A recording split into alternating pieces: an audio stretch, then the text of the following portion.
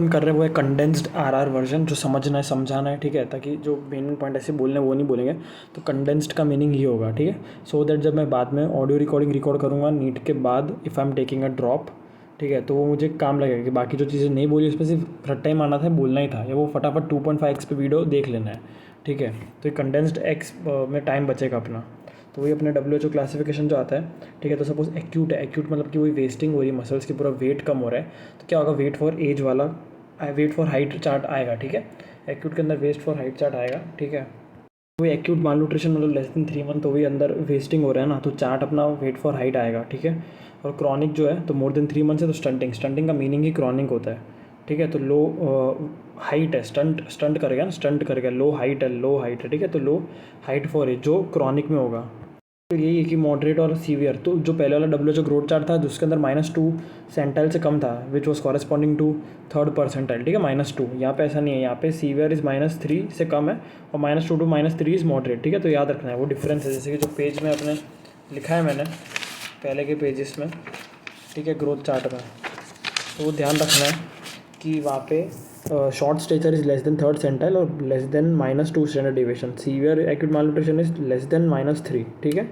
-2 to -3 is not severe, -2 to -3 is moderate malnutrition, वही same है, ठीक है। तो सीवियर आ गया, सीवियर माल न्यूट्रिशन मतलब लेस देन -3, और एक्यूट, तो एक्यूट मतलब कि अपना एज फॉर हाइट वाला कम होगा, दैट इज़ कि अपना वेस्टिंग हो जाएगा, ठीक है, इसके अंदर वेट फॉर हाइट कम होगा, वेस्टिंग। फिर वही सैम का ये शील्डेड आया, शील्डेड याद रखना है, और वो 10 स्टेप्स है, स्टार्टिंग के जो 6 स्टेप है वो कॉम्प्लिकेशन है जिनको अपन ट्रीट करेंगे।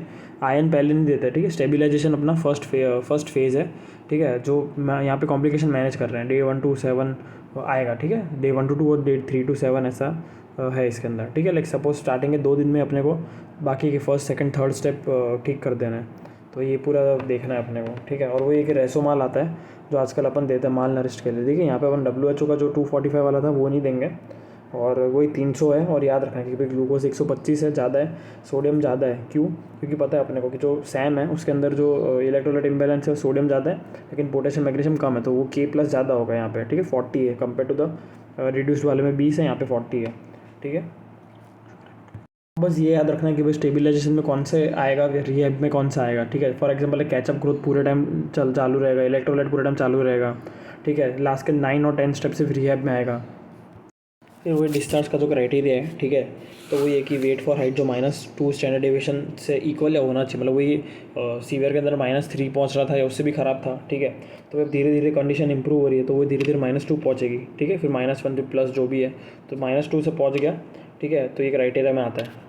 फिर वो विटामिन डी तो की डेफिशिएंसी है, तो वो क्या हो रहा है कि या तो डिफेक्टिव मिनरलाइजेशन मतलब कि जो कैल्शियम है, फॉस्फेट जो बोन्स में जमा हो रहा है वो जमा नहीं हो पा रहा है, तो वही बोन्स ब्रिटल या जो भी हो रही है, तो वही है, वो क्यों हो रहा है कि भाई डिफेक्टिव मिनरलाइजेशन क्यों हो रहा है, तो वही है कि भाई डिफेक्टिव कैल्शियम है, फॉस्फेट मेटाबॉलिज्म ख़राब है, ठीक है, वो भी साइड मेटाफाइसिस है, ठीक है, मेटाफाइसिस जो अपना एपीफाइसिस के नीचे, और मेटाफाइसिस बीच में आता है ना, एपी और डाया के बीच में।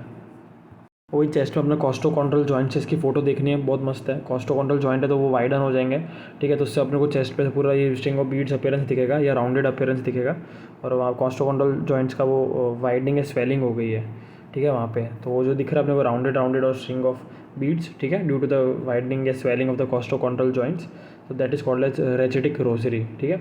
और वो हैरिसन सर्कस या ग्रूव, तो क्या हो रहा है, पूरा ही रिपकेज अपना जो है वो पुल आउट हो रहा है, वो पुल क्यों हो रहा है, क्योंकि अपना वीक है रिपकेज, तो ठीक है, तो अब डायफ्राम जैसे ऊपर खींचेगा उसको तो ऊपर चला जाएगा वो, ठीक है, क्योंकि वीक है ना वो, ऐसा जॉइंट पॉइंट में है ही स्वेलिंग है, ठीक है, जंक्शन में, तो ये इसको हैरिसन सर्कस से ग्रूव बोलेंगे, एक डिप्रेशन आएगा, ठीक है, एकदम ऐसा लास्ट रिप के नीचे, ऐसा रिप केज वीक हो गया है, तो जैसे ही डायफ्राम जो पुल करता है तो रेजिस्ट नहीं करेगा, ठीक है, तो due to the pull of diaphragm on the weak rib cage.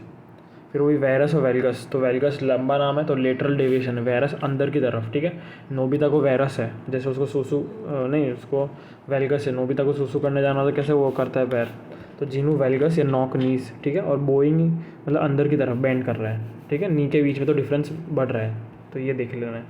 X ray of rickets में क्या है, यहाँ एक वाइडनिंग ऑफ रिस्ट आ गया, ठीक है, और वो एक स्प्लेइंग आ गया, मतलब कि लेटरल डेविएशन हो रहा है, ठीक है, लेटरल ये दिख रहा है अपने को, लेटरली जा रहा है पूरा, ठीक है, तो स्प्लेइंग है, lateral deviation of ends of long bone, फिर फ्रेइंग है, फ्रेइंग मतलब इरेगुलर एजेस दिख रही है अपने को, और कपिंग है, कपिंग के ऊपर से एक लाइन दिखेगी, तो ये स्प्लेइंग फ्रेइंग कपिंग, ठीक है। और वही रिकेट्स में वही रिफ्रैक्टरी, मतलब कि विटामिन डी दे रहे हैं पर थेरेपी दे रहे हैं, विटामिन डी काम नहीं कर रहा, तो वही 3 चीज़ें हो सकती है, ठीक है। तो मेन तो VDDR vitamin D dependent rickets, या फैमिलियल हाइपोफॉस्फेटेमिक रिकेट्स, या फिर CKD या RT है, ठीक है।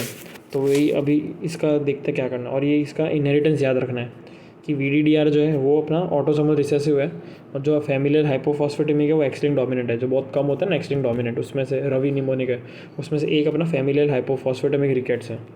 तो अभी अपन वर्कअप समझते हैं, ठीक है। तो जो वर्कअप है पूरा क्या करेंगे अपन इसके अंदर, तो मेन तो अपन को पता है कि भाई 4 कॉज हो सकते हैं, या तो विटामिन या तो VDDR है, या तो फिर फैमिलियल है, या तो CKD या RT है, ठीक है।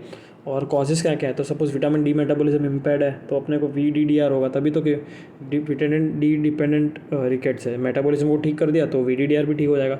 और वो फैमिलियल हाइपोफॉस्फेटेमिक फॉस्फेट वेस्टिंग हो रहा है, मतलब कि फॉस्फेट का बहुत सारा वो जा रहा है, ठीक है। तो वो अपना ये हो गया, फॉस्फेट का वेस्टिंग हो रहा है, ठीक है, निकल ही रहा है बाहर, या जो भी है। और वही CKD और RT आ गया, ठीक है। तो विटामिन डी का ये जो वर्कअप है, ठीक है, तो वही अपन पहले तो सीरम फॉस्फेट लेवल चेक करेंगे, अगर कम है हाई है, ठीक है, तो जब हाई होगा तो हाई कब होगा कि जब CKD होगा, ठीक है, मतलब कि जब एक्सक्रीशन जा रहा है उसका, तो सीरम फॉस्फेट लेवल हाई है, बस ये याद रखना अपने को, रट्टा मारना है। वही है ना, मतलब CKD हो रहा है, ठीक है, तो एक्सक्रीशन हो ही नहीं पाएगा, बॉडी से निकल ही नहीं पाएगा, तो of course serum phosphate level high होगा CKD के अंदर, ठीक है। अब बाकी के 3 कॉज बचे, तो वही अगर लो है, ठीक है, तो क्या होगा, अगर फिर अपन ABG करेंगे, ठीक है, फॉस्फेट का चेक किया अपने सीरम फॉस्फेट, फिर अपन ABG किया, अगर उसमें एसिडोसिस आया तो वही अपना RT हो गया, रीनल ट्यूबुलर एसिडोसिस। और अगर एसिडोसिस नहीं है, ठीक है, फिर अपन क्या चेक करेंगे, फिर अपन PTH चेक करेंगे, अगर PTH हाई है, ठीक है, तो फिर VDDR है, और अगर नॉर्मल है तो फैमिलियल हाइपोफॉस्फेटेमिक रिकेट्स है, ठीक है। बस ये रट्टा ही मारना है, पहले सीरम फॉस्फेट आया तो 2 चीज़ आई, फिर अपने ABG किया और फिर PTH किया, बिना लॉजिक के ये याद रख लो, PTH हाई तो VDDR है। फिर स्कर्वी में वही सब पेरीऑस्टल ब्लीड हो रहा है, ठीक है, मतलब कि बहुत सारा बोन पेन हो रहा है, सब पेरीऑस्टल ब्लीड है तो इतना बोन पेन हो रहा है कि चाइल्ड हिलेगा भी नहीं, ठीक है, इसलिए उसको सूडो पैरालिसिस बोलेंगे। और वो एक्रोडर्मेटाइटिस एंटेरोपैथिका में अपना SLC39A4 जीन का डिफेक्ट होगा, ठीक है, तो जिंक एब्जॉर्प्शन कम हो जाएगा, 39A4 जीन, ठीक है।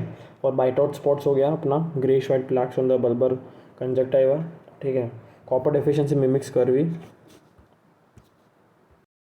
फिर वही क्लाइनफेल्टर वाला सुपर नंबररी, ठीक है, मतलब 1 नंबर ज़्यादा हो जाता है, जैसे अपने सुपर नंबररी टीथ पढ़ा था FM के अंदर, ठीक है, बीच में वो सेंट्रल इंसाइजर के बीच में दांत आ जाते थे, तो वैसे यहाँ पे 47XXY।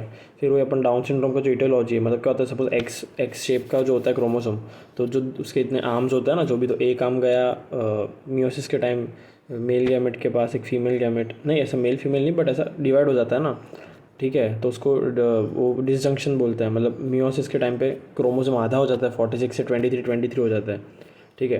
तो यहाँ पे मैटरनल साइड से 21st क्रोमोसोम का नहीं हुआ डिसजंक्शन, नॉन मतलब डिसजंक्शन नहीं हुआ, ठीक है।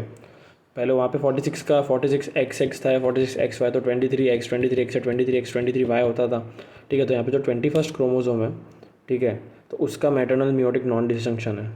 और फिर आता है अपना रॉबर्टसोनियन ट्रांसलोकेशन, तो ये हो गया, ठीक है, इसका ज़्यादा रिकरेंस होगा in subsequent children as the passes with the passing generation, okay. तो एक चीज़ याद रखनी कि मिट्रल वाल जो है बाइकस्पिड अपना लेफ्ट वाले साइड पे है, राइट वाले साइड पे ट्राइकस्पिड है, ठीक है, मिट्रल या बाइकस्पिड लेफ्ट साइड पे। और वही अपने पल्मोनरी आर्टरी, और वो पूरा एक बार CVS का देख लेना है वीडियो, कि वही मतलब वीडियो देखना है कि भाई superior inferior vena cava, pulmonary artery vein कहाँ जाती है, एओर्टा, ये वो सब, ठीक है, लंग का और वो सब सर्कुलेशन जो है। ये इसमें प्री मैच्योर अल्जाइमर हो जाएगा अराउंड द 4th डिकेड ही अपने को, ये मेमोरी लॉस और डिमेंशिया मेमोरी लॉस, ठीक है, 4th decade premature Alzheimer's. Double bleb sign आया, double bubble sign, double bubble in duodenal atresia. Leukaemia में ALL मोस्ट कॉमन है, लेकिन अगर लेस देन 3 ईयर है तो AML का M7 मोस्ट कॉमन है, ठीक है। फिर वो रिस्क ऑफ रिकरेंस में याद रखना है कि जो T21 है उसमें इरिस्पेक्टिव ऑफ मदर या डैड 100% चांस है कि बच्चे को होगा ही होगा, ठीक है। फिर अपने पटाव सिंड्रोम 13 है, ठीक है, 13 साल पे पटा लिया था किसी ने, तो वही साइक्लोपिया होगा, मिड लाइन फेशियल डिफेक्ट्स में cleft lip cleft palate. Cyclopia मतलब कि जो मिड लाइन में जो आंखें जो है मतलब वो फ्यूज्ड है, ठीक है, दोनों आंखें, साइक्लोपिया। तो वही साइक्लोप्स कैसा होता है, तो साइक्लोपिया। फिर बस गूगल पे इमेज देखनी, सर्च करना है, होलोप्रोजेंसेफेली इनकम्प्लीट क्लीवेज होगा फोर ब्रेन का। जो क्लाइनफेल्टर है, ठीक है, तो ये फिनोटाइपिकली मेल्स है, तो मोस्ट कॉमन अपना sex chromosomal aneuploidy in males is Klinefelter. Klinefelter के अंदर जो अपना extra gonadal germ cell tumour है, मोस्ट कॉमन लोकेशन जो है इसकी दैट इज़ मीडियास्टाइनम। फिर ये जो टर्नर है इसके अंदर यही wide space nipple, flat chest, सब कुछ है। नॉर्मल आईक्यू होगा और क्यूबाटस वाल्गस होगा। जैसे वाल्गस मतलब कि लेटरली होता है, ठीक है। वाल्गस तो जैसे कि अपना नॉक नीस था, ठीक है, तो बाहर की तरफ जा रहे थे पैर, तो यहाँ पे भी जैसे कि 2 हाथ सीधे रखा तो एक जो हाथ अपना फोर आर्म वो बाहर जाएगा, ठीक है, तो वो क्यूबाटस वाल्गस होगा। अब इसके अंदर जो हार्ट डिफेक्ट है तो एक तो बाइकस्पिड एओर्टिक वाल्व है, ठीक है, मोस्ट कॉमनली है। और जो कोआक्टेशन ऑफ एओर्टा होगा, एओर्टा जो इसमें नैरोइंग हो रही है, ठीक है, अंदर से, तो ये। और हॉर्सशू किडनीज जिसमें lower pole of kidneys are fused. अब अपन यही वेरिसेला पे आता है जिसका नाम है चिकन पॉक्स। तो जो रैश है, ठीक है, तो रैश का फोटो दिया जाएगा, फीवर होगा। अब यहाँ पे प्लियोमॉर्फिक है, अलग अलग स्टेजेस के हैं, ठीक है, एक पुराना एक नया ये वो। और वेसिकल्स है जिसके अंदर फ्लूइड प्रेजेंट है, फ्लूइड इज फिल्ड, और बाजू में ये अपना रेडिश है, रेडनेस है, इसलिए इसको बोलेंगे dew drops in rose petal, ठीक है। ड्यू ड्रॉप्स है, ओस की बूंदें, रोज़ पे कैसे ओस की बूंदें होती हैं, तो रोज़ वो रेडिश है और ऊपर जो बूंदें हैं dew drops, that are the pleomorphic vesicles. यहाँ पे क्या हो रहा है कि पहले प्रोड्रोमल फेज आएगा 24 to 48 आवर, जिसके अंदर फीवर और मलाइज होगा, ठीक है। तो बुखार है और वीकनेस है, ये 2 दिन तक रहेगा, 1 से 2 दिन। उसके बाद रैश शुरू होगा। रैश में प्लूराइटिस प्रेजेंट है, रैश सेंट्रीपिटल है, ठीक है, मतलब कि सेंटर से बाहर की तरफ फैलेगा, मतलब ट्रंक में हो रहा, फिर फेस और एक्सट्रीमिटीज़ में जा रहा है, दैट इज सेंट्रीपिटल। ये याद रखना, पीरियड ऑफ इन्फेक्टिविटी की जो रैश हुआ है उसके 1 से 2 दिन पहले तक बच्चे को नहीं निकलना है बाहर, वो फैला सकता है, ठीक है, मतलब पीरियड ऑफ कम्युनिकेबिलिटी में आएगा। और फिर तब तक like 24 to 48 hour before rash till crusting off lesions have dried up और क्लियर्ड अप, ठीक है, till all lesions are dried up, ठीक है, क्रस्ट हो गया लीजन्स का, तब तक नहीं उसको निकलना है, नहीं तो वो फैलाएगा, ठीक है। पीरियड ऑफ इन्फेक्टिविटी ये हो गया। ट्रीटमेंट में हुए अपन ओरल IV साइक्लोविर देना है 5 डेज़ के लिए। इम्यूनो कॉम्प्रोमाइज में भी दे सकते हैं, started within 24 to 48 hour, बाद में इतना इफेक्ट नहीं आएगा। पर साइक्लोविर ओरल देते हैं, पर IV भी दे सकते हैं 5 दिन, ठीक है, इम्यूनो कॉम्प्रोमाइज में भी दे सकते हैं। अब वो ये जो वेरिसेला, ये अगर मदर को हो गया प्रेगनेंसी में, ठीक है, और इंट्रायूटेरल लाइफ में बच्चे को फैला दिया, इसने बच्चे को ट्रांसमिट कर दिया, दैट इज़ कंजेनिटल वेरिसेला। तो ये इंट्रायूटेरल टॉर्च इन्फेक्शन हो गया, सीवियर फॉर्म है, ठीक है, और वही इसके अंदर एट्रोफी है, हाइपोप्लेजिया है, सिकाट्रिशियल स्कार है। फिर वो अगर रूबेला पे आते हैं, ये भी कंजेनिटल वाला कि इंट्रायूटेरल लाइफ में फैला दिया, तो इसके अंदर आएगा मोस्ट सीवियर टॉर्च इन्फेक्शन ये है, ठीक है। इसके अंदर ट्रायड है, तो ट्रायड के अंदर 3 चीज़ें हैं, और हार्ट के भी ट्रायड जो है उसके अंदर भी 3 चीज़ें, PDA, PS, VSD। और जो कंजेनिटल CMV है ये मोस्ट कॉमन है, most severe congenital rubella, congenital CMV most common. CMV है तो 90% एसिम्टोमेटिक है, क्योंकि उनका जो ट्रांसमिशन वो 3rd ट्राइमेस्टर में हुआ। अब 3rd ट्राइमेस्टर तक सब ऑर्गन्स और सब कुछ बन गए होते हैं, तो फिर मतलब ही नहीं, तब इतना अफेक्ट नहीं करेगा ऑर्गन्स पे। सिम्टोमेटिक तभी होगा जब फर्स्ट ट्राइमेस्टर में अगर ट्रांसमिशन हुआ है, तो which would be called cytomegalic inclusion disease.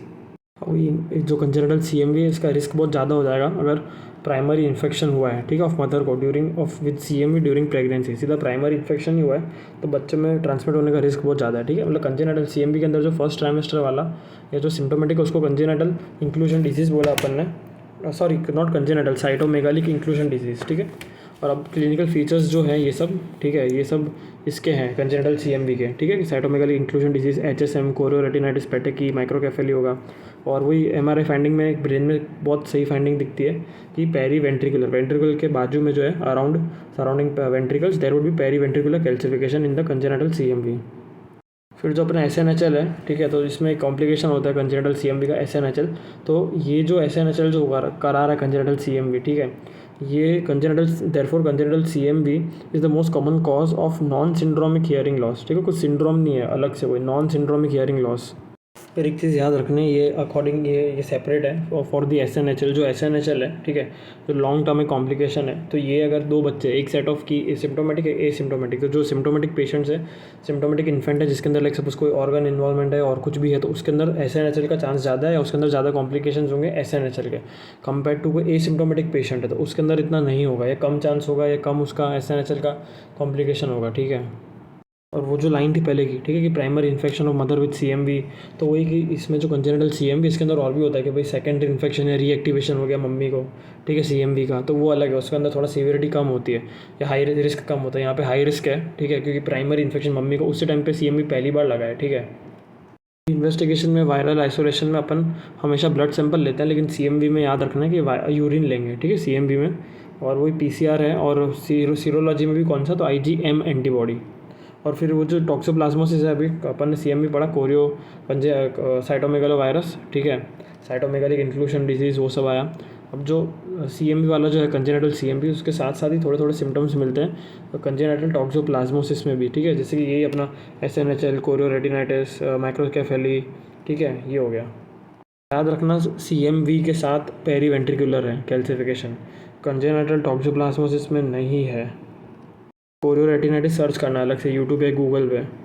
अब यही टॉक्सोप्लाज्मोसिस में अपने को ये दिख रहा है डिफ्यूज पैरेन्काइमल कैल्सिफिकेशन है, लेकिन वाइट बहुत दिख रहा है पैरेन्काइमा में, ठीक है। तो ये ब्रेन में ही दिखता है, तो यही periventricular CMV, diffuse parenchymal toxoplasmosis. और टॉक्सोप्लाज्मोसिस के अंदर हाइड्रोकेफेलस भी है, तो ये मतलब एक दो बच्चे अलग अलग है, एक का बहुत माथा बड़ा है क्योंकि हाइड्रोकेफेलस, एक का छोटा विद, एक का माइक्रोकेफेली है विद ये डिफ्यूज पैरेन्काइमल या जो भी है, तो दोनों ही टॉक्सोप्लाज्मोसिस के केस हो सकते हैं, ठीक है। ऐसा नहीं कि टॉक्सोप्लाज्मोसिस में सिर्फ माइक्रोकेफेली है, मतलब सरकमफेरेंस छोटा है, सर हेड सरकमफेरेंस बड़ा भी होगा क्योंकि कुछ केसेस में हाइड्रोकेफेलस भी होता है। जो मीजल्स है टॉक्सिक अपीयरेंस होता है इसके अंदर। और हाँ, कंजेनिटल जीका में बस ये याद रखना है कि CTEV है, मैक्यूलर स्कार का जैसे विजुअल डिफेक्ट भी है, और एक बस ये वर्ड याद रखना है, फिर सर्च कर लेना है, आर्थ्रोगायरोपोसिस कंजेनाइटा, ठीक है। लिम्ब की डिफॉर्मिटी हो रही है लाइक CTEV ये सब, तो ये हो गया आर्थ्रोगायरोपोसिस कंजेनाइटा। मीजल्स के अंदर वही है कि पहले तो प्रोड्रोम हो गया, फीवर है, intensity increases with appearance of rash, जैसे जैसे रैश का अपीयरेंस होगा वैसे ही जो मैक्यूलोपेपुलर रैश है वैसे ही इंटेंसिटी बढ़ेगी, ठीक है। और वो पहले कोब्लिक स्पॉट्स आएगा, प्रोड्रोम के बाद कोब्लिक स्पॉट सेकंड और थर्ड डे पे, ठीक है। और वही है कि राइस ग्रीन अपीयरेंस है, राइस जैसा वाइटिश है, फिर सराउंडिंग रेडनेस है, डायग्नोस्टिक है ये, डायग्नोस्टिक। और ये जो 2-3 डेज है इसके बाद रैश होगा which will start on the 4th day, rash starts on the 4th day, ठीक है। और ये 4 दिन तक रहता है, मतलब 5, 6, 7, 8 डे तक रहेगा, और उसके बाद फिर ये जो जैसे जाएगा ये, तो it would leave a brown colour pigmentation, brown colour hyper pigmentation on the rash disappearance, ठीक है। Starts behind the year. यहाँ पे इन्वेस्टिगेशन में एंटी मीजल्स एंटीबॉडी जो IgG थी, अपन ने IgM पढ़ी थी इसके अंदर, ठीक है। कंजेनिटल CMV में IgM था, मीजल्स में IgG है। फिर अपना ये आ गया, ठीक है, HHV जो ये अपना एक्जिनथीमा सुबिटम या रोजेला इन्फेंटम है, इसमें भी रैश 4th डे पे हो सकता है, ठीक है। ये मतलब अपन को लगे मीजल्स है, बट एक्चुअली मीजल्स नहीं है, यहाँ पे भी हो सकता है fever with rash on 4th day of illness, ठीक है। बट ये जो एक्जिनथीमा सुबिटम है या सेम नेम रोजेला इन्फेंटम, इसके अंदर क्या है कि नॉन टॉक्सिक अपीयरेंस है, मतलब बच्चा सिक नहीं दिखेगा कंपेयर टू मीजल्स में सिक था। यहाँ पे भी सेम मैक्यूलोपेपुलर रैश है, लेकिन ट्रंक पे स्टार्ट हो रहा है, वहाँ पे ईयर पे हो रहा था, और यहाँ पे फीवर इंटेंसिटी कम हो रही है, वहाँ पे ज़्यादा थी, ठीक है। यहाँ पे जैसे रैश चलता जा रहा है, शुरू हो रहा है, फीवर इंटेंसिटी कम हो रही है, ठीक है। तो ये हो गया अपना ये एक्जिनथीमा सुबिटम रोजेला इन्फेंटम। HHV6 मोस्ट कॉमनली इसका एजेंट है, HHV7 भी कर सकता है। फिर वो जो हैंड फुट माउथ डिजीज़ है, इसमें वही rash with blister like presentation, कहाँ पे तो पेरियोरल ब्लिस्टर्स दिखेंगे। ये हो गया अपना HFMD। HFMD सेल्फ लिमिटिंग है, तो वही फीवर यहाँ पे होगा, तो वही PCM ऐसा कुछ दे सकता है, ठीक है। इसमें कोई अलग से ट्रीटमेंट नहीं देना है। फिर जो पार्वो वायरस है, इरिथीमा इन्फेक्शियोसम, वही फीवर विद रैश, स्लैप चीक है, फ्लशिंग ऑफ फेस हो रहा है चीक में, तो वही रैश पहले माथे पे, फिर मतलब सॉरी माथा नहीं, फेस पे, फिर ट्रंक और बाकी जगह फैल रहा है, और वही लेसी मतलब reticulated like reticulin like net type rash है, ठीक है। सेंट्रल क्लियरिंग होगा यहाँ पे। जो स्कारलेट फीवर है स्ट्रेप पायोजिन से, ठीक है, गैप से होता है GBHS, और उसमें जो टॉक्सिन मीडिएटेड इन्फेक्शन है, ठीक है, पायरोजेनिक टॉक्सिन होगा, तो वही फीवर तो हो गई। पेपुलर रैश है, ठीक है, इसमें फेस से एक्सट्रीमिटीज़ पे जा रहा है, और ये खुरदरी सरफेस है रैश पे, सैंड पेपर रैश बोला हो, ठीक है। और जो फ्लेक्सर्स है वहाँ पे ये एक्यूमुलेशन होगा रैश का, ठीक है, स्किन क्रीजेस में, है ना। तो एल्बो है, नी का पीछे का साइड, मतलब वही पास्टियस लाइन बोलेंगे उसको, तो sand paper rash, Pastia's line, pharyngitis, strawberry tongue है, ठीक है, एक टंग जो कोटेड है उसमें पेपिला स्वोलन है, फिर जैसे डिस्क्वेमेशन होगा तो वो रेडनेस हो जाएगा, ठीक है, रेड एंड पेपिला हो जाएगा, तो वो स्ट्रॉबेरी टंग, स्ट्रॉबेरी अपीयरेंस जैसा, जैसे कावासाकी में होता है। फिर आता है अपना गैलेक्टोसीमिया पे, तो वही गैलेक्टोस का वो हो रहा है, गैलेक्टोस एक्यूमुलेट हो रहा है, ठीक है। तो वही है कि 2 टाइप है, एक तो गैलेक्टोकाइनेस और एक है गॉल्ट, ठीक है। Gault is the most common one, ठीक है। और वही इफेक्ट देखना है कौन सा ये एंजाइम एक्यूमुलेशन हो रहा है, ठीक है, उसके इफेक्ट से जो एंजाइम डेफिशिएंट जो है पाथवे में, ठीक है, तो उससे एक चीज़ बढ़ जाएगी, एक चीज़ मतलब वो हाइड्रोलाइज ऑक्सीडाइज जो भी है, तो वो क्लीव नहीं करेगा, मतलब एंजाइम काम नहीं करेगा, तो एक चीज़ को तोड़ेगा नहीं, तो ये जो नहीं तोड़ पा रहे गॉल्ट, उसकी वजह से गैलेक्टोज 1 फॉस्फेट बढ़ जाएगा, ठीक है, और सब कुछ कराएगा ये, ठीक है ना, किडनी, जॉन्डिस, लीवर। बट गैलेक्टोकाइनेस वाला जो बिनाइन है, सिर्फ ऑयल ड्रॉप कैटरेक्ट होगा इसके अंदर। और स्क्रीनिंग के अंदर वही अपन यूरिन फॉर रिड्यूसिंग सब्सटेंस, तो रिड्यूसिंग सब्सटेंस ऐसा टेस्ट कर रहे हैं, दोनों पॉजिटिव है, लाइक सपोज चेक करने के भाई गैलेक्टोसीमिया है या फिर ग्लाइकोसूरिया है, अगर ग्लूकोज इन यूरिया, तो अपन यहाँ पे अब डिफ्रेंशिएट कैसे करेंगे, तो ग्लूकोज ऑक्सीडेज मेथड लिया, डिप्स्टिक टेस्टिंग, तो वो पॉजिटिव होगा ग्लाइकोसूरिया में, वो गैलेक्टोसीमिया में प्रेजेंट नहीं होगा। गैलेक्टोस के अंदर मतलब गैलेक्टोसीमिया में ग्लूकोज क्यों होगा यूरिन के अंदर, ठीक है। तो कन्फर्मेटरी टेस्ट में वही अपन RBC के लेवल चेक करेंगे फॉर गैलेक्टोज 1 फॉस्फेट, ठीक है, RBC में कितना ये है ना, इफेक्ट जो है एक्यूमुलेशन होगा। और जो गॉल्ट था मोस्ट कॉमन, वो उसकी एक्टिविटी देखेंगे RBC में, जो डिक्रीज होगी, ऑफकोर्स डेफिशिएंसी ही उसकी है।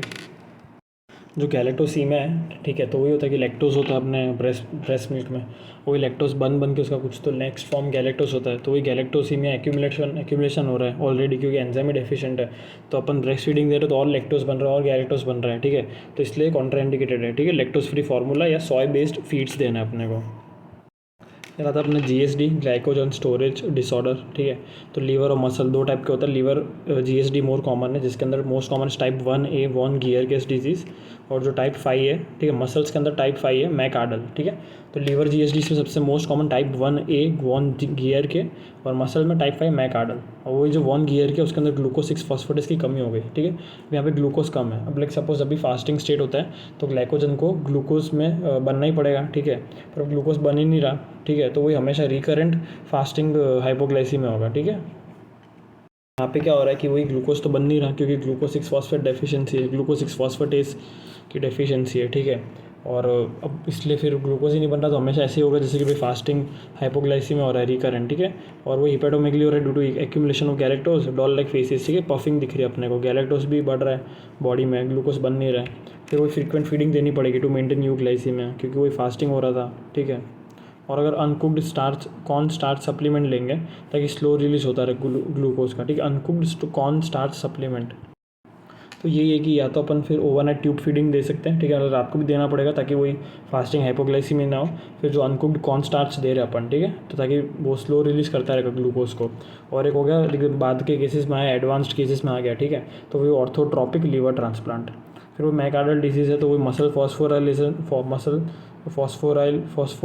मसल फॉस्फोराइलेज एंजाइम का डिफिशिएंसी है, तो एक्सर्शनल फटीग होगा, ठीक है, जैसे एक्सर्शन से कैसा फटीग होता है, क्योंकि वही अब क्या हो रहा है, ग्लाइकोजन स्टोर ही नहीं हो रहा बॉडी में, और जब अपने को थकान होती है, अपन एक्सर्शन होता है कुछ भी, तो अपने को ग्लाइकोजन चाहिए ताकि वो टूटेगा ग्लूकोज में, ठीक है, तो वही है नहीं, ठीक है, इसलिए एक्सर्शनल फटीग होगा। जी वही है ना कि फटीग के टाइम पे ग्लूकोज चाहिए, अब ग्लूकोज मिल नहीं रहा अपने को, तो इसलिए अपन थक जाते हैं और थके रहेंगे, ठीक है, तो एक्सर्शनल फटीग, मतलब एक्सर्शन के बाद एकदम फटीग रहेगा, जो ऐसे नहीं रहना चाहिए अपने को। फिर अपना आता है अपन यही कि वॉन गियर के मैकआर्डल हो गया, ठीक है, लीवर और इसका हो गया। और जो अभी मैकआर्डल पे आता है, ठीक है, जो मसल टाइप पे है, तो मैकआर्डल मोस्ट कॉमन है मसल GSD के अंदर, ठीक है, टाइप 5 है ये। तो जो मैकआर्डल है, इसकी क्वेश्चन है मसल फॉस्फोराइलेज कम हो रहा है, ये हो गया। और फिर पॉम्पे भी आता है, पॉम्पे डिजीज़ जो है ये भी एक वही है, मसल वाला GSD है, टाइप 2 है इसके अंदर, ठीक है। तो 1, 2 और 5 तो हो गया। 1 इज़ अपना ये वॉन गियर के जो अपना लीवर है, ठीक है, और टाइप 2 में अपना ये पॉम्पे आ गया, ये मसल वाला। टाइप 5 भी मसल वाला मैकआर्डल आ गया। यहाँ पे अल्फा ग्लूकोसाइडस कम है, ये एक लाइसोसोमल एंजाइम है, ये कम हो रहा है, ठीक है, तो एक लाइसोसोमल स्टोरेज डिसऑर्डर भी है ये, तो पॉम्पी, ठीक है, पॉम्पी एक पॉपी सीड पॉम्पी, तो दोनों है इसके अंदर, ठीक है। जैसे पॉम्पी के साथ अपन पॉपी कंफ्यूज हो जाते हैं दो चीज़ों में, तो यहाँ पे दोनों ही है, लाइसोसोमल और ग्लाइकोजन स्टोरेज डिसऑर्डर। पॉम्पी में यही है कि लाइक बाकी अपन मसल वाले में बोलते हैं कि भाई सिर्फ जो वॉलंटरी मसल स्केलेटल वही अफेक्ट होगी, यहाँ पे तीनों ही है, ठीक है, स्केलेटल स्मूथ कार्डियक में हाइपोट्रोफिक कार्डियोमायोपैथी कुछ भी हो सकता है, पेशेंट जल्दी मर सकता है। स्केलेटल में फ्लॉपी इन्फेंट होगा, हाइपोटोनिया होगा, ठीक है, और वही RHGAA एंजाइम रिप्लेसमेंट थेरेपी है। तो ये हो गया अपना। अभी अपन आते हैं LSD पे, लाइसोसोमल, ठीक है, तो पॉम्पे लाइसोसोमल भी है, वही गॉशर्स आएगा, मोस्ट कॉमन LSD है, ठीक है, ये अपन पीडियाट्रिक्स की बात कर रहे हैं, मोस्ट कॉमन LSD अभी तक बाकी में पढ़ना ही है डिटेल में, ठीक है। तो वही ग्लूकोसेरेब्रोसाइडेस, ठीक है, ब्रो है, गॉशर ब्रो, अपने को ऐसे याद रखना है, गॉशर ब्रो है, तो सेरेब्रोसाइडेस, ठीक है, ग्लूको। और वही ग्लूकोसेरेब्रोसाइडेस कम हो रहा है, तो वही ग्लूकोसेरेब्रोसाइड्स बढ़ जाएंगे, तो इससे वही हिपेटोस्प्लेनोमेगाली हुई, HSM होगा, क्योंकि ये सब एक्यूमुलेशन जो हो रहे हैं, तो उसकी वजह से एब्डोमिनल डिस्टेंशन। फिर वही short stature, pancytopenia, bone marrow affected है, ठीक है, बोन लीजन्स होगा, बोन मैरो अफेक्ट हो रहा है तो बोन लीजन्स है, तो सपोज बोन लीजन है, बोन ग्रो नहीं कर रहा, तो शॉर्ट स्टेचर हो गया विथ पेन एंड लिम्पिंग होगा। इन्वेस्टिगेशन में वही अर्लिन मेयर फ्लास्क याद रखना है, जब भी ये 2-3 वर्ड्स हैं ये सुन के ही गॉशर दिमाग में आना चाहिए। Erlenmeyer flask deformity, crumple tissue paper, like cytoplasm में से क्रम्पल पेपर जैसे न्यूक्लियस साइड में धकेला गया है। फिर ERT आएगा, enzyme replacement therapy of the glucocerebrosidase, यही एंजाइम कम है तो यही एंजाइम से ट्रीटमेंट ऑप्शन अवेलेबल है। फिर जो अमीनो एसिड आता है, अमीनो एसिड के डिसऑर्डर, उसमें PKU मोस्ट कॉमन है, ठीक है ना। और वही एक इसके अंदर का फिनाइल एलानिन जो है, फिनाइल एलानिन, ठीक है, तो इसको कौन करता है, एंजाइम एक काम करता है, ठीक है, that is phenyl alanine hydroxylase. तो वो अगर है तो फिर टायरोसिन बनेगा और फिर मेलानिन बनेगा, ठीक है। अब सपोज़ ये जो है PH एंजाइम याद रख लेते हैं, ठीक है, फिनाइल एलानिन हाइड्रोक्सालेज ये है ही नहीं, तो टायरोसिन कम बनेगा। अब मेलानिन टायरोसिन से बनता है ना, तो टायरोसिन कम मेलानिन कम, तो वही ब्लॉन्ड स्किन होगा क्योंकि hypopigmentation of skin, hair, eyes, ठीक है। और सपोज ये फिनाइल एलानिन है, एलानिन अभी हाइड्रोक्सिलेज ही नहीं हो रहा है क्योंकि फिनाइल एलानिन हाइड्रोक्सिलेज एंजाइम नहीं है, ठीक है, डिफेक्टिव एंजाइम है। तो क्या होगा, इसके मेटाबोलाइट जो है like phenyl acetate, phenyl lactate, pyruvate बनेंगे। मेनली एसीटेट जो है, फिनाइल एसीटेट, ये मेटाबोलाइट्स अपने को माउजी ओडोर दिखेगा इन द यूरिन, ठीक है, और वही मेटाबोलाइट से ब्रेन डैमेज हो जाएगा। और वही फिर इन्वेस्टिगेशंस पे आते हैं, तो वही phenylalanine to tyrosine ratio would be more than 3 और इक्वल टू 3 हो जाएगा, ठीक है, क्योंकि बाकी नॉर्मली लेस देन 1 होता है ऑफकोर्स, क्योंकि फिनाइल एलानिन तो सब हाइड्रोक्सिलेज हो रहा है, ठीक है, सब हाइड्रोलाइज है जो भी हो रहा है, टायरोसिन में बन रहा है, तो ऑफकोर्स नॉर्मल में लेस देन 1 होगा, यहाँ पे मोर देन 3 हो जाएगा। वही फिनाइल एलानिन का कंसनट्रेशन भी मोर देन 2 mg/dl हो गया। जो ट्रीटमेंट में अपन क्या करते हैं कि वही प्रोटीन कम कर रहे हैं, ठीक है, और ये फिनाइल एलानिन का प्रिस्क्रिप्शन है, और एक सेप्रोप्टेरिन, ठीक है, ये क्या है, ट्रायल बेसिस पे देते हैं। सेप्रोप्टेरिन is a synthetic BH4। BH4 क्या है कि ये टेट्रा हाइड्रोबायोप्टेरिन, ठीक है, टेट्रा हाइड्रोबायोप्टेरिन है, BH4 बोलते हैं। ये को फैक्टर है, तो ये हेल्प करेगा समवॉट की, ताकि ये पीएच हाइड्रोक्सिलेज काम करे, तो ये अपन देते हैं, ठीक है, इसका सिंथेटिक डेरिवेटिव है ये सेप्रोप्टेरिन। तो वही अभी अपन कॉपर वाले पे आते हैं, ठीक है। कॉपर मेटाबॉलिज्म, एक में तो ज़्यादा मेटाबॉलिज्म हो रहा है तो है ही नहीं, एक में बहुत एक्यूमुलेट्स हो रहा है, ठीक है, जिसमें एक्यूमुलेट हो रहा है, ठीक है, तो वो विल्सन डिजीज़ है, ठीक है। विल्सन में ATP7B का डिफेक्ट है, जीन जो है, ठीक है। ATP7B जीन कहाँ पे है, 13 वाले क्रोमोसोम पे, ठीक है, 13 पे। तो इसमें क्या हो रहा है ना कि एक्यूमुलेशन हो रहा है, फ्री सीरम कॉपर जो है, in the free serum copper जो उसका एक्यूमुलेशन हो रहा है, वो क्यों हो रहा है, क्योंकि एक एंजाइम है ये अपना सेरुलोप्लाज्मिन करके, सेरुलोप्लाज्मिन, अब वो क्या करता है कि वो मूवमेंट कराता है कॉपर का, ठीक है, वो कॉपर ट्रांसपोर्टिंग प्रोटीन। अब सपोज वही कम है तो कॉपर तो एक्यूमुलेट होगा, निकलेगा ही नहीं मतलब बॉडी में से, ठीक है, तो वही यूरिन में तो कॉपर ज़्यादा हो रहा है, बट वही है कि कॉपर वो नहीं हो रहा है, मतलब जो भी मेटाबोलाइज है जो भी है, फ्री स्टेट वाला ज़्यादा है, और फिर वही फ्री सीरम फ्री जो कॉपर है वही फिर यूरिन में दिख रहा है, ठीक है। तो क्या है कि डिक्रीज्ड सेरुलोप्लाज्मिन, यूरिन कॉपर ज़्यादा, और जो लीवर बायोप्सी है उसमें डायग्नोस्टिक क्या है कि कॉपर का लेवल हाई होगा, मोर देन 250, क्योंकि कॉपर ही कॉपर है अंदर, तभी तो KF रिंग भी दिख रहा है अपने को, ठीक है। सनफ्लावर कैटरेक्ट है, न्यूरोलॉजिकल आएगा, लीवर के में सब कुछ आएगा, अर्ली चेंजेस, ठीक है। तो जो 250 मिलीग्राम माइक्रोग्राम से ज़्यादा होगा, ठीक है, पर 1 gram of dry weight of liver, जो बहुत है, मतलब 1 gram dry weight of liver में भी 250 माइक्रोग्राम से ज़्यादा है कॉपर का लेवल, ठीक है। अब यहाँ पे कॉपर अंदर बॉडी में ज़्यादा बन रहा है, वरना सेरुलोप्लाज्मिन सही होता तो उसको वो करता रहता मेटाबोलाइज, तो सब कुछ सही रहता है ना। तो वही है कि अभी कॉपर कीलेटिंग एजेंट्स देंगे और एक जिंक देंगे। जिंक क्या करेगा कि अगर जिंक दे रहे हैं अपन, तो जो इंटेस्टाइनल कॉपर है, जो कॉपर वुड बी एब्जॉर्ब्ड, ठीक है, थ्रू द इंटेस्टाइन, तो इसको कम कर देगा, एब्जॉर्प्शन को कम कर देगा, तो जिंक देंगे और कॉपर कीलेटिंग एजेंट्स देंगे, ठीक है। ट्राइंडिन डी पेनिसिलामिन, मैंकीज किंकीज, तो वही है कि trichorrhexis nodosa, brittle break, kinky hair, और वही कि यहाँ पे ATP7A ऑन X क्रोमोसोम, पहले 13 था, यहाँ पे X है तो वही X लिंक्ड रिसेसिव हो गया, ठीक है, X तो X लिंक्ड रिसेसिव है ना। और वही कि कॉपर है ही नहीं क्योंकि माल अब्जॉर्प्शन हो रहा है, अब्जॉर्ब ही नहीं हो रहा। अब आते हैं नियोनेटोलॉजी पे। फिर वही एसेप्टिक प्रिकॉशंस में क्या है कि वही 5 आ गए, ठीक है। कॉर्ड को क्लीन रखना, उस पर कोई ऐसा वो नहीं करना है, मतलब कॉर्ड पे कोई अप्लाई नहीं करना, ठीक है। और क्लैंपिंग जो है वो सही से क्लीन होना चाहिए, क्लीन कॉर्ड क्लैंप, ठीक है, अम्बिलिकल कॉर्ड का क्लैंप सही से क्लीन होना चाहिए। और वही कि क्लीन जो कॉर्ड जो है उसको क्लीन करना है विद लाइक ड्राई क्लोथ है, उसको ड्राई करना है, ठीक है, विदाउट अप्लाइंग एनीथिंग। फिर अपन क्या कर रहे हैं डिलेड कॉर्ड क्लैंपिंग में कि तुरंत नहीं कर रहे अपन क्लैंप, ठीक है। क्लैंप जो अपन वो 30 to 60 सेकंड्स के बाद लगा रहे हैं, ताकि उतनी देर में क्या कि प्लेसेंटा से ब्लड अपने बच्चे में जाएगा, इन्फेंट में, ठीक है। तो जो पोस्ट मतलब लेट जो एनीमिया होगा, ठीक है, post onset late anaemia, what late onset anaemia, उसके चांस बहुत कम हो जाएंगे, ठीक है। और एक IVH के चांस भी कम हो जाएंगे, कोई प्रीटर्म बेबी है तो IVH के चांस कम हो जाएंगे by doing delayed cord clamping. फिर जो अपना आता है क्लीनिंग में, तो सिंपल एक ड्राई क्लोथ लेना है, उससे अपने को सिर्फ वाइप करना है। क्या पोंछना है, तो मेकोनियम सिक्रीशंस है या कोई ब्लड है, ठीक है, और एक वाइट लेयर होती है ऊपर, that is called as vernix caseosa. इसको क्लीन नहीं करेंगे क्योंकि ये प्रिवेंट करता है बच्चे को हाइपोथर्मिया से, ठीक है। ये टेम्परेचर बॉडी रेगुलेशन में मेंटेन करेगा टेम्परेचर का, ठीक है। और बाथिंग में भी सिर्फ sponging is recommended during first week, ठीक है, until umbilical cord is fall of.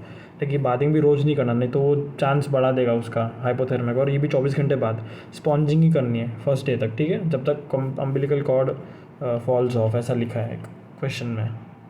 अगर आई जो है तो आई पे कई बार ऐसे बस कोई सिक्रीशन से कुछ प्रेजेंट होता है, तो नॉर्मल कोई भी कपड़े से या नॉर्मल सलाइन या वाटर से अपन क्लीन कर सकते हैं, ठीक है। लेकिन एंटीबायोटिक नहीं देना, क्योंकि होते हैं बच्चों में चेंज का केसेस होते हैं ऑफ्थेल्मिया या नियोनेटोरम के, लेकिन हर बार ऐसा नहीं होता है, वो रेयर है जो भी है। तो बाकी अपने को सिर्फ क्लीन ही करना है नॉर्मली।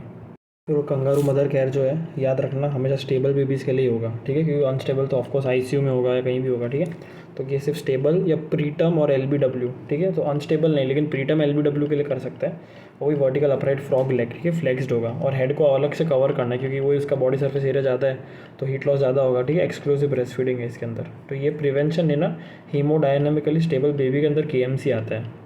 अब हीमोडायनेमिकली अनस्टेबल बेबी के लिए अपन या तो वार्मर करेंगे, ठीक है, ओपन स्पेस है, या इंक्यूबेटर, ठीक है। तो वार्मर के अंदर, वार्मर र में ख़त्म हो रहा है लास्ट, ठीक है। तो रेडिएशन, तो वही इंक्यूबेशन में कन्वेक्शन आ गया, ठीक है। सी आया, इंक्यूबेशन में सी आया तो कन्वेक्शन, वार्मर में 2 आर आ रहा है ना, तो रेडिएशन हो गया। इतना ईजी है।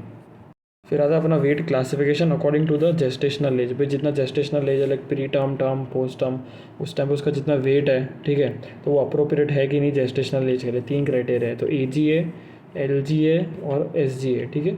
SGA मतलब लेस देन 10, 10 से 90 normal, more than 90 is large, ठीक है।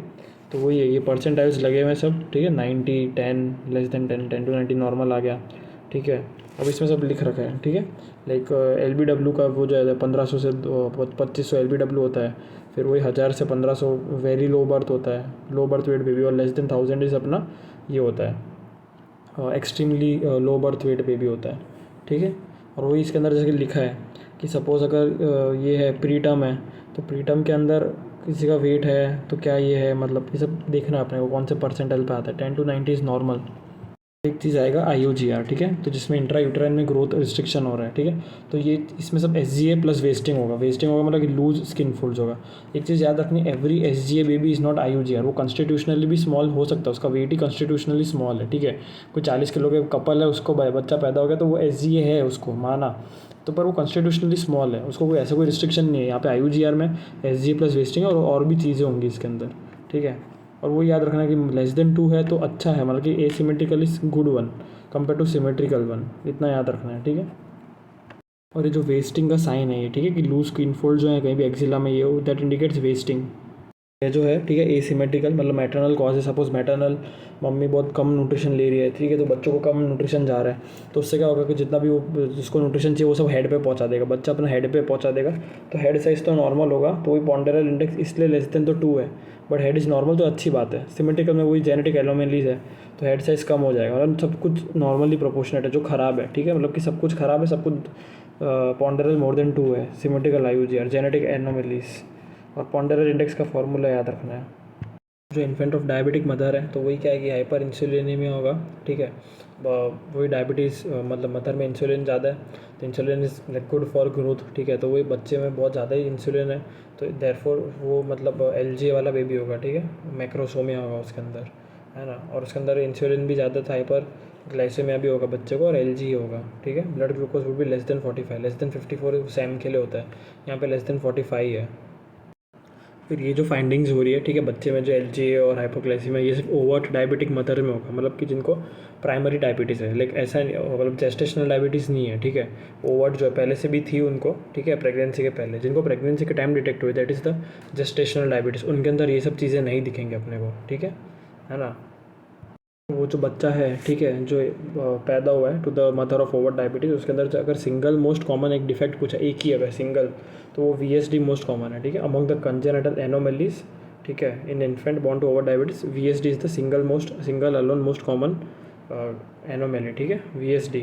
और एक होगा मोकॉर्डल रिग्रेशन सिंड्रोम, तो जो भी स्पाइनल कॉर्ड जो कॉर्डा जैसे होता है ना अपने सिफेलो केफेलो, मतलब ब्रेन, कॉर्डा मतलब नीचे का पार्ट, तो नीचे का पार्ट बना ही नहीं, सैक्रल एजेनेसिस है, सैक्रम और वो लिम्स बने ही नहीं, नीचे का पार्ट ही ग्रो नहीं कर रहा है, ठीक है। तो सैक्रल एजेनेसिस या कॉर्डल रिग्रेशन सिंड्रोम है, ठीक है।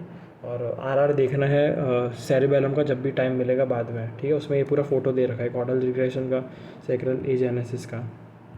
कैपुट सक्सीडेनम जो है, ठीक है, तो ये क्या है कि सुपरफिशियल स्वेलिंग है, लाइक प्रोलॉन्ग डिलीवरी हो रही है ना, तो जो स्काल्प वेन्स है, जो भी एरिया का स्काल्प है, जहाँ पे भी वेन्स है वहाँ पे कंजेशन हो जाएगा, जो भी फ्लूइड है वो बाहर आ जाएगा, ठीक है। तो ये फ्लूइड फिल्ड स्वेलिंग है और ये सुपरफिशियल है, ठीक है। तो डिफ्यूज्ड जहाँ पे भी स्काल्प है इसलिए डिफ्यूज्ड स्वेलिंग है, scalp diffused superficial scalp swelling. और ये क्या हो रहा है ना, बर्थ के इमीडिएटली बाद दिख जाएगा, जैसे बर्थ बच्चा निकला वो अपने को स्वेलिंग दिख रही है माथे में, ठीक है। दैट इज़ कैपुट सक्सीडेनम, ठीक है। कोई कॉम्प्लिकेशन नहीं होगा इसमें, तुरंत रीअब्जॉर्ब हो जाएगा वो फ्लूइड, तो बच्चा ठीक हो जाएगा।